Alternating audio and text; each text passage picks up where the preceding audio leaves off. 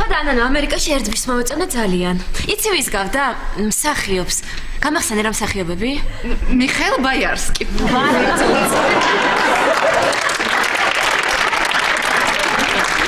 უცხოას იცი რომ მელსაი მარიკა რო ეუბნებოდა დედამის ჩემი ირაკლი მაგრად გავს. მოიცა ჯონი დები. ჯონი დები. ხო, მაგრამ მე არ მომეწონა. ძალიან ახალგაზრდა იყო, მაგრამ იცი რა ბაბუ აყავდა.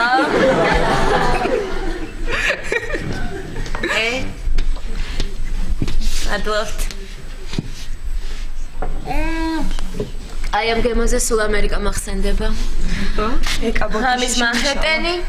შემეშალა რაღაცა ის ვარციხე იმ კაცისთვის ნომინეტანა ეს.